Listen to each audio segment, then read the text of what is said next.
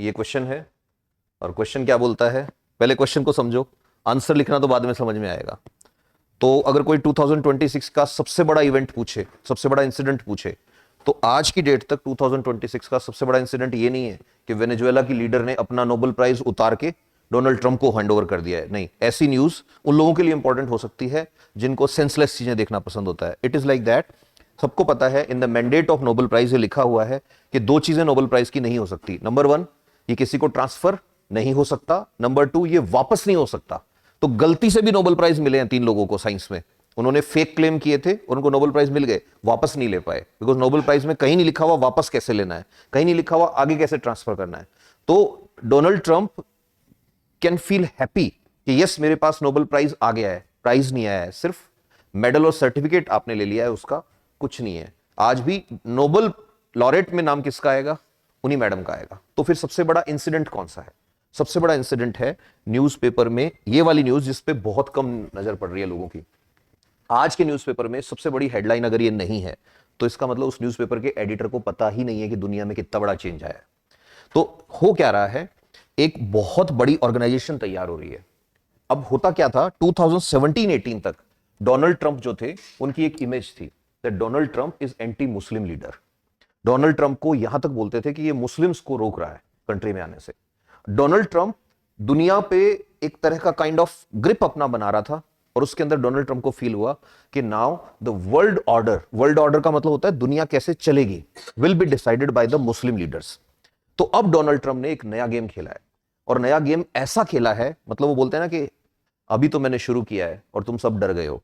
Donald Trump ने कुछ ऐसा कर दिया है, now Europe useless, UN senseless, China side हो गया है, रशिया साइलेंट हो गया है। एक गेम खेल के उसने, एक वो होता है ना मूव करते हैं चेस में, एक मूव से पूरी दुनिया का वक्त बदल दिया, जज्बात बदल दिए। तो ऐसा क्या हुआ है, उसी से रिलेटेड ये क्वेश्चन है। अब इस क्वेश्चन को अगर हम देखें तो इस क्वेश्चन में ये कहा है 2026 is witnessing a new world order, कि 2026 में ये दुनिया में कुछ नया हो रहा है।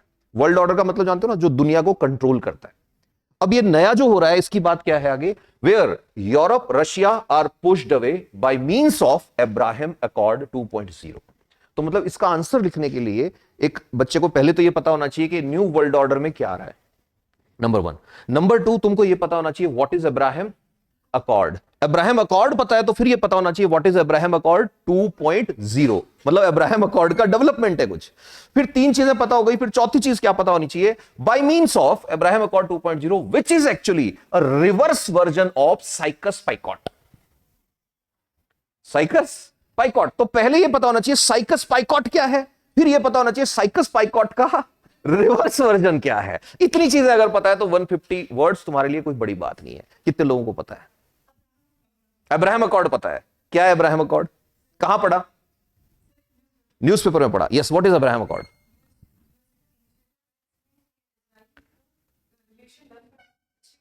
यस, ठीक है। तो देखो, सबसे पहले ना अपन यहीं से शुरू करते हैं।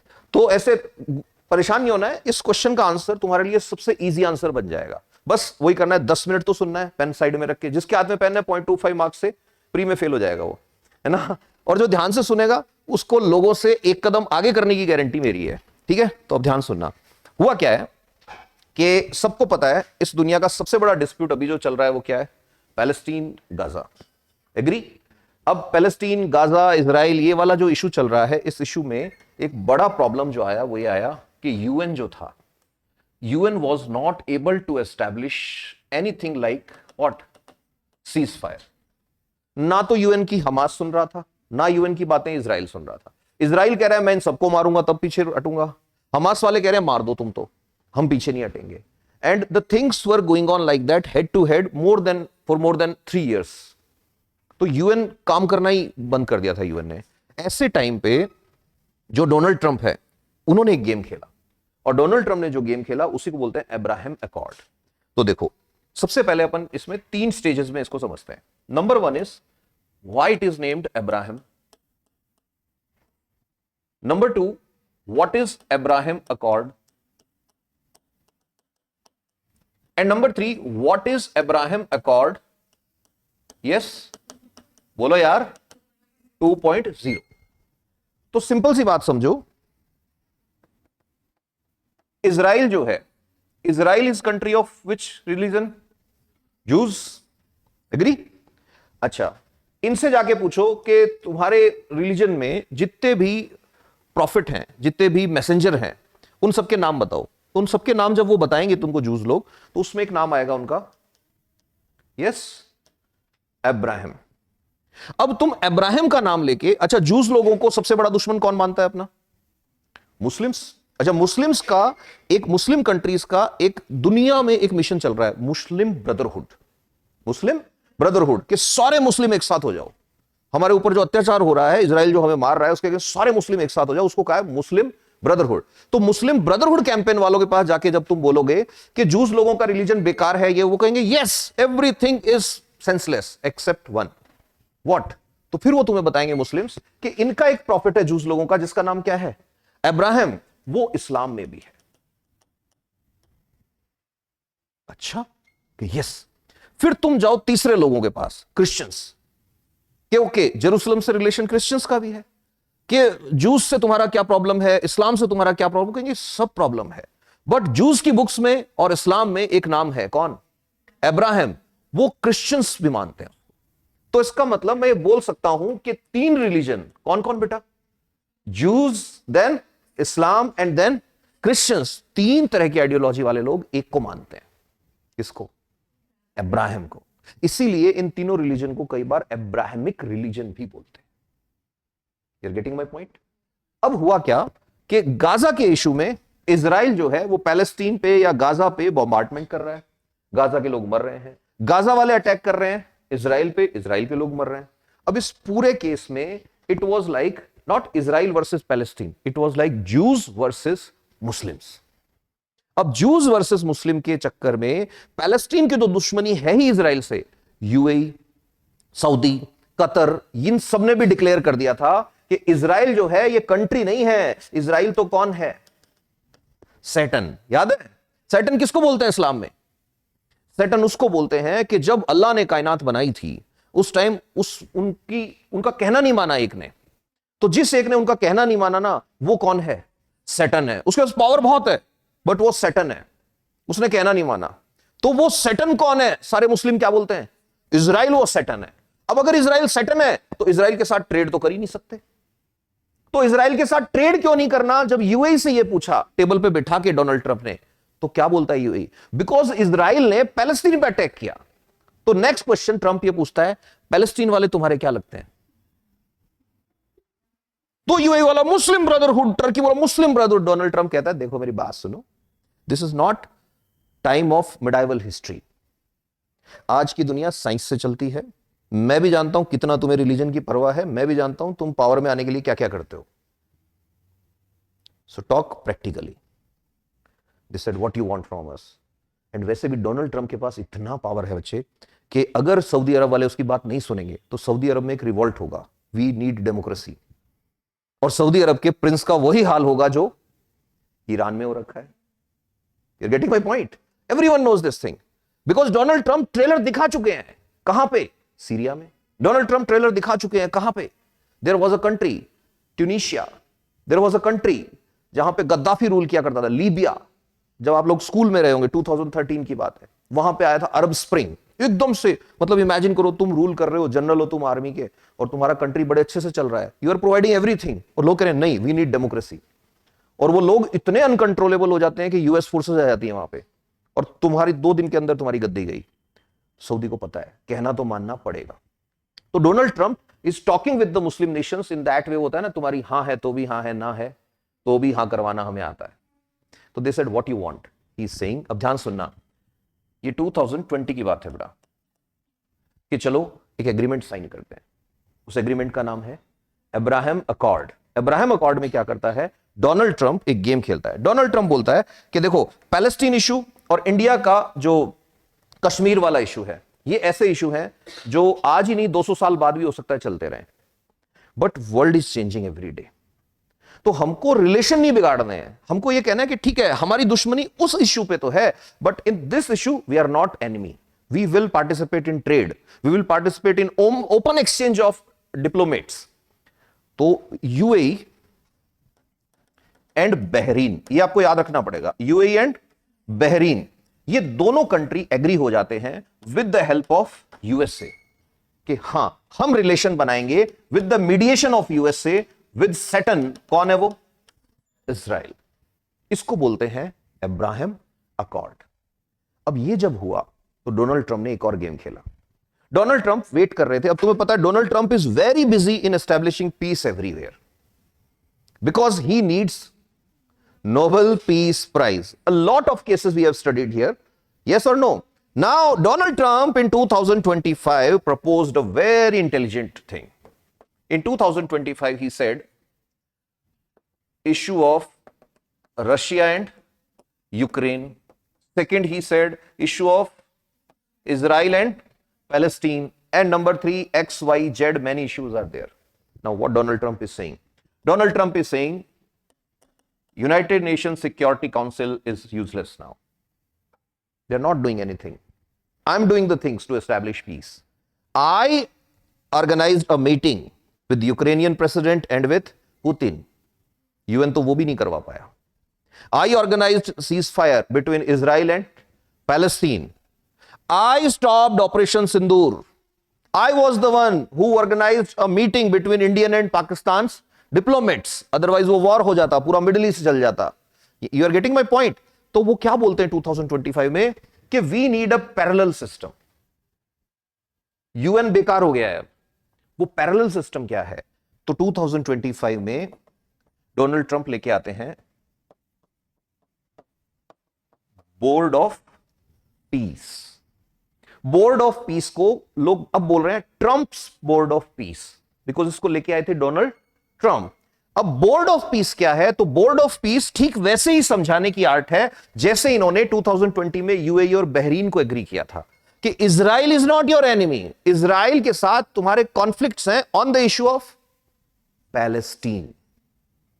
बाकी चीजों को साइड रखो. यस, मेरी इस बच्चे से दुश्मनी है, बट इसका मतलब ये नहीं है कि ये मेरे को फीस देने आएगा और मैं इसको बोलूंगा तेरे को कोचिंग में एडमिशन नहीं दूंगा. पुराने लोग क्या करते थे ऐसे काम. आज की जनरेशन लॉजिक से चलती है कि यस हम दुश्मन हैं, बट इसका मतलब ये नहीं हम क्रिकेट नहीं खेलेंगे. उसमें दोनों का नुकसान हो रहा है. आओ क्रिकेट खेलेंगे, कुछ करोड़ हम कमाएंगे, कुछ करोड़ तुम कमाओ और तुम्हें हरा के भेजेंगे हम दुश्मन हैं और हम क्रिकेट नहीं खेलेंगे. No, that is immature. That sounds immature. Trump बोला थोड़े मैच्योर बनो. अब नया मुस्लिम वर्ल्ड है ये, एजुकेटेड हो तुम लोग, पढ़े लिखे हो. तो बोला ठीक है. अब ये क्या कर रहा है डोनाल्ड ट्रंप? तो 2025 में बोर्ड ऑफ पीस लेके आता है. बोर्ड ऑफ पीस में सबसे पहली बात ये क्या बोलता है कि it is a kind of extension of Abraham accord. तो जब एक्सटेंशन है तो इसको बोल दिया अब्राहम अकॉर्ड 2.0. दूसरी चीज बहुत ही गजब करी. डोनाल्ड ट्रंप क्या बोलता है कि देखो गाजा पूरा उजड़ गया है, गाजा को दोबारा बसाना पड़ेगा और दोबारा बसाने के लिए लगेगा पैसा. मेरे पास इतना पैसा अकेले के पास है नहीं. We will need around 50 million US$. अब वो 50 मिलियन US$, अगर तुम सच में मुस्लिम ब्रदरहुड की बात करते हो तो मुझे पैसा दो. मुझे का मतलब आई एम डोनाल्ड ट्रंप. तुम सब मुस्लिम्स का भला चाहते हो कि यस, क्योंकि तुम सब मुस्लिम कंट्री हो कि यस, पैसे की तुम्हारे पास कमी है नहीं, तो डू वन थिंग, मुझे पैसा दो. तो यहां पे बन गया एक फंड जिसको बोलते हैं गाजा रीएस्टैब्लिशमेंट फंड. इसमें हर मुस्लिम कंट्री ने यस कर दिया कि यस हम पैसे देंगे. फिर उसके बाद तीसरे नंबर पे एक नई चीज आई. यूएन के पास दो तरह के डेलीगेट्स हैं. एक होता है पीस कीपिंग, एक होता है पीस मेकिंग. तो ये बोल रहे हैं कि गाजा में पीस मेकिंग भी फेल हो गया, पीस कीपिंग भी फेल हो गया. तो लेट्स डू वन थिंग, एक नई फोर्स बनाते हैं. कि वो कैसे बनाते हैं? तो एक नई फोर्स बनाई है. उस फोर्स का नाम है यूएस अरब पीस फोर्स. मतलब अरब नेशंस की आर्मी होगी और लीड कौन करेगी? US army. और इनका काम क्या होगा? मिडिल ईस्ट में कहीं भी पीस चाहिए वहां पे जाके ये आर्मी पीस एस्टैब्लिश करेगी. This is structure, a 3 segmental structure of board of peace, which is product of think tanks from the side of Donald Trump. It was proposed on table in 2025. Obviously UAE फिर से इसका part बना. Because वो शुरू से इनके साथ था। बट अब बड़ा मसला ये हो गया है, एक बड़ा चेंज आया है, अभी 2 दिन पहले की बात है। 7 और कंट्री कह रही है we are also with board of peace. अभी पिक्चर में एक सीन बाकी है, अभी क्या, अभी नाम आया था साइकस पाइकॉट, अभी उसकी बात करें। साइकस पाइकॉट क्या है? कोई हिस्ट्री का स्टूडेंट है? वर्ल्ड हिस्ट्री जिसने पढ़ी हो, वर्ल्ड वॉर पढ़ा है ना, जिसने वर्ल्ड वॉर पढ़ा हो, वर्ल्ड हिस्ट्री पढ़ी हो, ऐसा हो नहीं सकता साइकस पाइकॉट नहीं जानता हो। पॉलिटिकल साइंस के स्टूडेंट्स भी जानते हैं बड़े अच्छे से साइकस पाइकॉट। तो देखो अभी साइकस पाइकॉट भी समझेंगे। अब यहां तक समझ में आ गया व्हाट इज दिस? अरे यस और नो? तो अब सबसे पहली चीज तुमको एक इंपॉर्टेंट क्वेश्चन तो ये बन गया, काफी इंपॉर्टेंट क्वेश्चन बन गया कि ये 8 कंट्री कौन सी हो गई। अब ये जो 8 कंट्री हुई है ये अपने आप में इंपॉर्टेंट क्वेश्चन है। उसका रीजन क्या है? ये जो 8 कंट्री है इनके नाम पूछ सकते हैं तुमसे वो, बिकॉज ये बड़ा चेंज आ रहा है। यूएन के पैरेलल एक नई ऑर्गेनाइजेशन बन रही है। अच्छा ये क्यों बन रही है? इसका रशिया पे क्या असर पड़ेगा? याद करो दुनिया को ऑयल इस टाइम कौन कौन सेल कर रहा है? सिर्फ 2, एक तो मुस्लिम कंट्रीज और दूसरा रशिया। कुछ समझ में आ रहा है? You are getting my point? अब ऑयल पे कंट्रोल इनडायरेक्टली उसका होगा ना जो अरब लोगों का दोस्त है, और अरब लोगों का दोस्त कौन बन रहा है? यूएसए। अभी सुनते जाना पूरा, आगे बड़ा इंटरेस्टिंग होने वाला है। तो अब ये जो 8 कंट्रीज हैं जिन्होंने यस किया है, obviously one is UAE, one is Saudi Arab, then Indonesia, Qatar, then Turkey, then Egypt, then नहीं उसको लास्ट में लेंगे, देन देयर इज 1 2 3 4 5 6 7, एक और बचा है कौन? यस जॉर्डन, ये जॉर्डन है ना। एंड 8th नंबर पे पाकिस्तान। पाकिस्तान ने मुस्लिम ब्रदरहुड में इसको ज्वाइन किया है, यूएस वाली जो ऑर्गेनाइजेशन है इसको। ये ऐसे नहीं है कि पाकिस्तान ने अपनी मर्जी से ज्वाइन किया है। पाकिस्तान इस दुनिया का वो छोटा बच्चा है, जैसे बच्चे मेले में जाते हैं तो होता क्या है, क्राउड इधर जा रहा है, अब बच्चे को भले ही वो झूला उधर वाला देखना है, बट क्राउड ने धक्का मारा तो बच्चा को पता है कि मेरी औकात ही नहीं है, मैं अलग जाऊं, वो भी उधर चला गया है ना। या कोई छोटा बच्चा है, मम्मी ने उंगली पकड़ रखी है, देखा ना बच्चे पीछे देख रहे थे, मां घसीट के उधर ले जा रही है। पाकिस्तान का वो हाल है, इनसिग्निफिकेंट है, उसकी कोई ओपिनियन नहीं है, कोई इसको ऐसा समझ लो उनके लीडर्स जब जाते हैं यूएन में तो ठीक है बोल रहे हो, बाकी कोई सुनता नहीं है। लोग पाकिस्तान को सिर्फ 2 पॉइंट ऑफ व्यू से देखते हैं। Number 1 exporter of service people, and number 2 a very good market जहां पे आप इन्वेस्ट कर सकते हो, बिकॉज सिक्योरिटी परचेज बहुत हाई होता है और उसके पास खुद का कुछ नहीं है।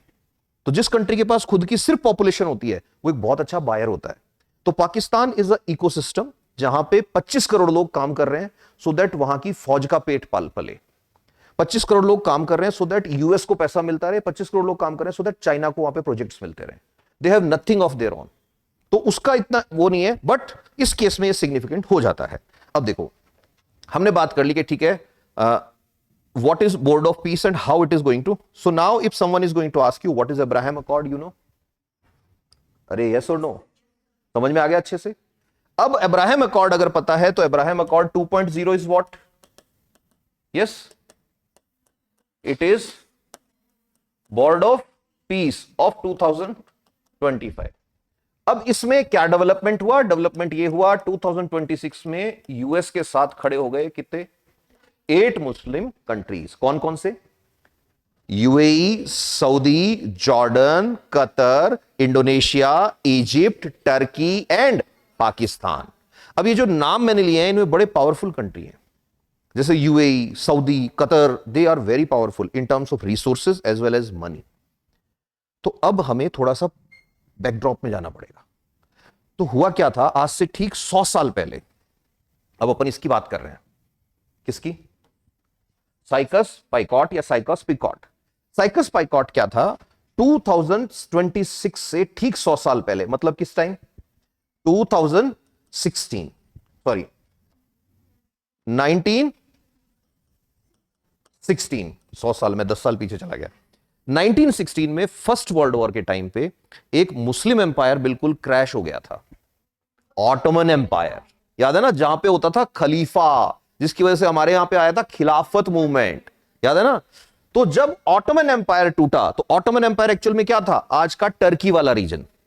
तो ऑटोमन एम्पायर जब डिस्ट्रॉय हुआ तो ऑटोमन एम्पायर के साथ क्या हुआ था पता है? इसको ऐसे इमेजिन करो, ये जैसे ये नोट्स है ना, ये मान लो ऑटोमन एम्पायर है।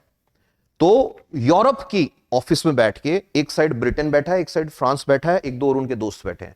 ऑटोमन एम्पायर को ऐसे बांटा था, ये वाला पार्ट तेरा, ये वाला पार्ट तेरा, ये वाली गली मेरी, ये वाली गली मेरी। उस एग्रीमेंट को बोलते हैं साइकस पाइकॉट एग्रीमेंट। 2026 में ये रिवर्स हुआ है। रिवर्स कैसे हुआ है कि 1916 में यूरोपियंस ने बिना मुस्लिम लोगों से पूछे उनके एम्पायर को टुकड़ों में तोड़ दिया था। आज 100 साल बाद मुस्लिम नेशंस इतने पावरफुल हो गए हैं, यूरोप को साइड कर दिया है। अब इस पूरे केस में सबसे बुरा जो, सबसे ठगी जो हुई है वो यूरोप के साथ हुई है। यूरोप ने नेटो के थ्रू यूएस के भरोसे पे मुस्लिम देशों से कभी दोस्ती नहीं की। Otherwise who is closest neighbourhood में है कौन? यूरोप। बट यूरोप ने कभी मुस्लिम देशों से दोस्ती नहीं की, बिकॉज यूरोप कहता था नेटो यूएस हेल्प कर रहा है, तो हम तो यूएस पे डिपेंडेंट हैं। और अब तुमको तुम्हारे पड़ोसी से लड़वा के, इमेजिन करो, तुमको तुम्हारे पड़ोसी से लड़वा के, इससे बात मत करना, ये लड़की सही नहीं है, इससे बात मत करना, ये बहुत चंट लड़की है, ठीक है, इसने मेरे भरोसे इनसे बात बंद कर दी। और मैंने क्या किया? ये तो मेरी छोटी बहन है, ये बड़ी बहन है, बात खत्म। अब सोचो इसके दिल पे क्या बीत रही होगी। ये किसके साथ हुआ है? यूरोप। तो ये स्टेटमेंट समझ में आ रहा है? यूरोप साइड हो गया। पूरे यूरोप के साथ सबसे बुरा टाइम अभी चल रहा है। They are of no one. अगर तुमको लग रहा है लाइफ ने तुम्हारे साथ बुरा किया है कभी, थिंक अबाउट यूरोपियन नेशंस, क्या हो रहा है उनके साथ आज। अभी सुनते जाना। इंटरनेशनल पॉलिटिक्स में एक मूव दुनिया हिला देता है, और वो मूव अगर पावरफुल बंदे का हो तो सच में हिलाता है। Beyond a point, position and power, it matters a lot. तुम कहते हैं ना इमेज। यूरोप के बहुत सारे प्राइम मिनिस्टर, बहुत सारे प्रेसिडेंट्स की इमेज बहुत अच्छी है। अब क्या करोगे इमेज का? प्रपोजल लाने वाला कौन है? Donald Trump. He don't care about image, he care about power. And power speaks, yes, it is speaking. अब सुनना, यूरोप को साइड कर दिया। साइकस पाइकॉट क्या था कि 1916 में क्या किया था? यूरोपियन नेशंस ने ऑटोमन को तोड़ा था।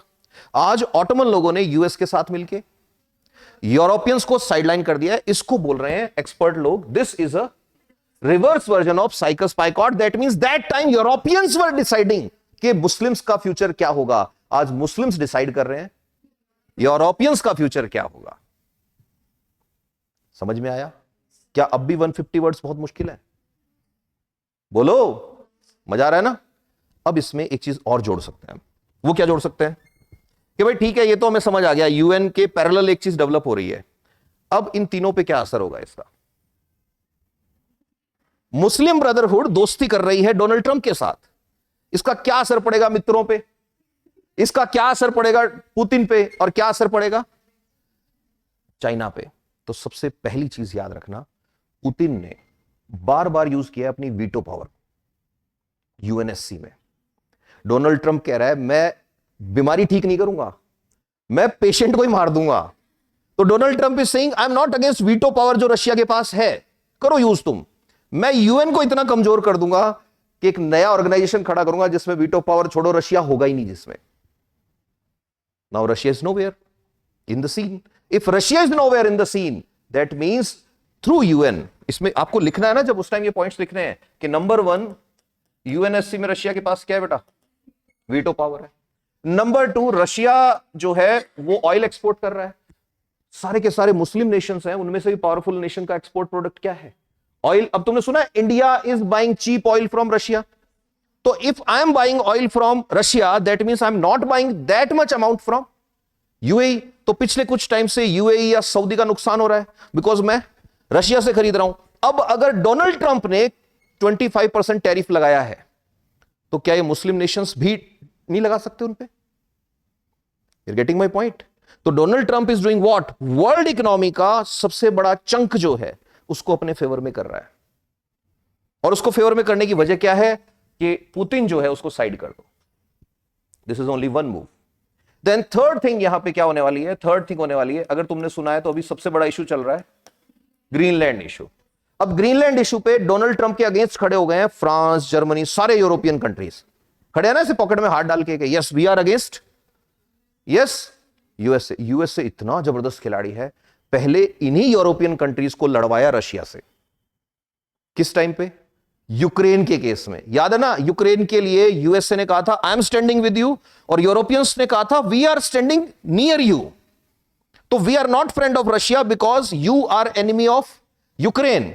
ठीक है, जब उसने देख लिया, अच्छा यूरोप वालों से अनाउंस और करवा दिया we will not do any exchange of any resources with Russia, उसके चक्कर में यूरोप की इकोनॉमी क्रैश हो गई। वो लोग नेचुरल गैस नहीं ले रहे हैं रशिया से, कहीं और से लेके आ रहे हैं। अब क्या हुआ?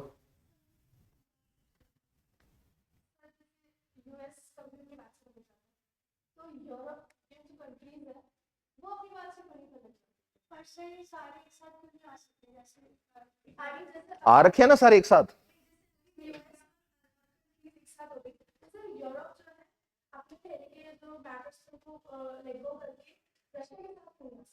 रिसोर्सेज है क्या यूरोप के पास? Speak the name of 10 things जो मैं तुमको बताता हूं। AI 90% companies are in USA, internet USA, computers Apple, Microsoft, everything is in the hands of USA. The only thing is oil. Okay, no issue. अब वो भी indirectly in the hands of USA. कैसे आओगे आप? जब तुम dependent हो गए दूसरों पे, तुम्हारे हाथ में कुछ नहीं बचता है।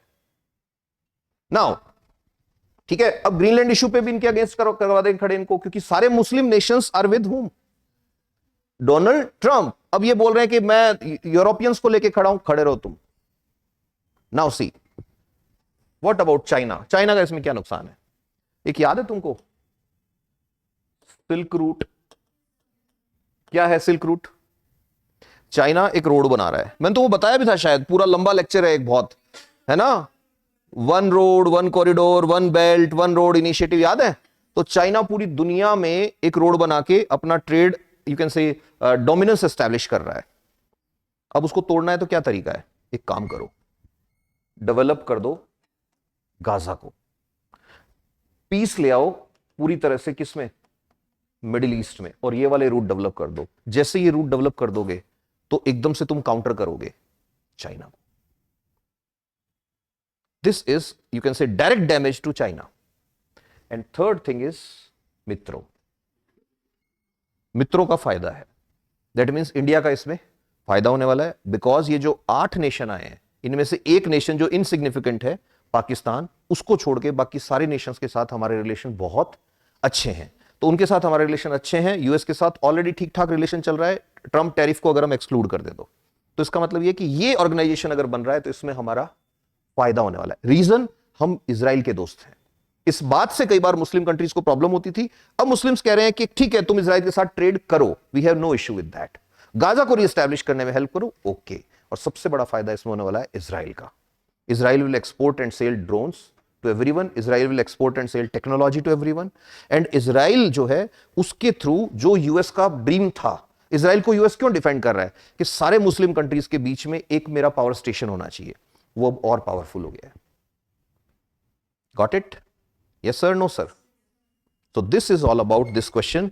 Now tell me any query or anything you want to ask, then you can ask me. Otherwise मेरे को नहीं लग रहा अब ये क्वेश्चन तुम्हारे लिए मुश्किल है।